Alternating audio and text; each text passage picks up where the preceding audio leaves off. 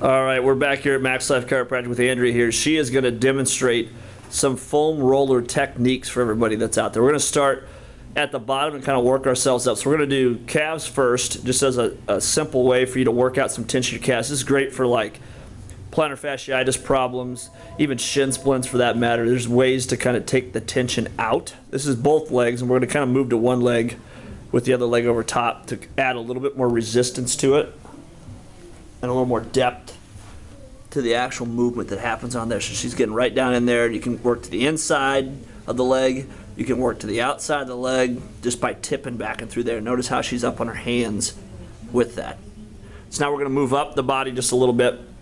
We're going to move into the quads now. So it's going to require her to go more face down on top of this.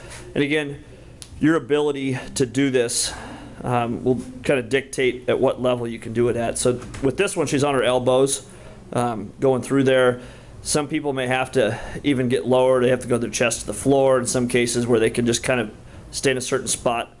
You can go higher as well too, up there to get more weight back on those quads. You can focus on 1 versus 2 by simply crossing the leg over and rolling back through there like that. So again, in this case, she's actually working her left quad as this right one's off the floor a little bit, or off the roller through there. And again, inside versus outside, pretty simple to do.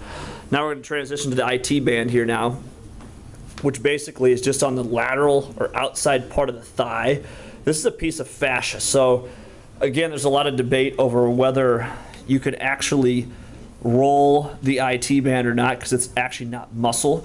Fascia has adhesions in it though, therefore fascia will get fibrotic adhesions that the foam roller can start to alleviate. The thing I want you to notice with this is how she has the right leg planted, left leg's on the foam roller, and the rest of her body weight supported with her hands out there. If this is difficult, you can go down to an elbow through there, or if people have to, they can almost lay down. I would say that more than likely you're going to want to be in your elbows, probably the easiest. To get the most amount of force though, up on the hands like this is going to be your best bet with it. And there's going to be some spots on here that'll be very tender. If you've got gait problems, if you've got pelvic imbalances, those things are going to start to happen on there. So now we're going to transition more into the glutes now. So yes, she's going to basically sit on the foam roller to start here. Yep. And we can then now transition. Let's say we're going to work on this left side.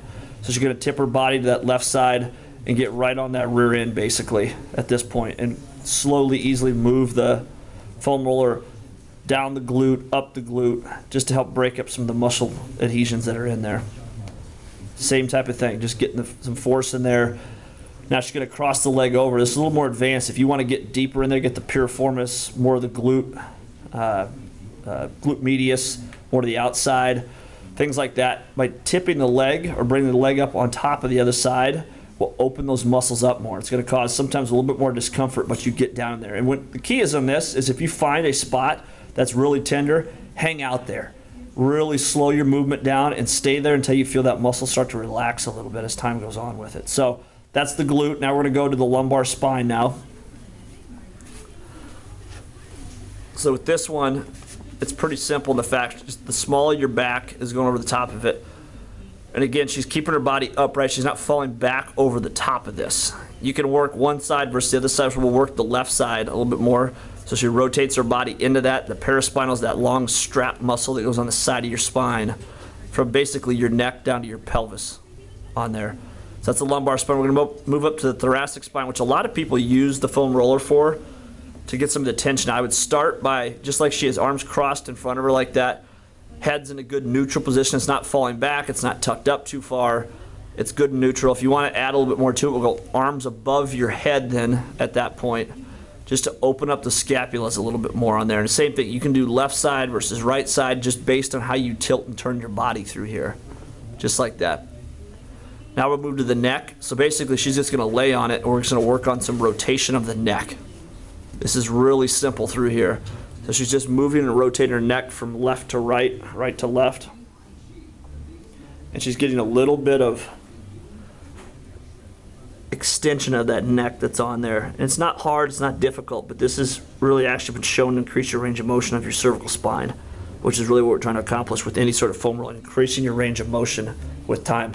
Now we're going to go to shoulder stuff. And basically what we're going to focus on with this one is the rotator cuffs themselves. So we're going to, again, lay back on it with the arm extended back at that point. So she's going to work on her left shoulder here, right on the edge of that scapula, or that shoulder blade that's in there. And again, if you're doing this right, you're going to have some discomfort with it. If you're not, you may not be in the right spot. So if it hurts, good. So she's going to get right in through there. You can see the discomfort in her face right now as we speak. So her arms like that. Now we're going to have her flatten her palm towards the floor. Yep.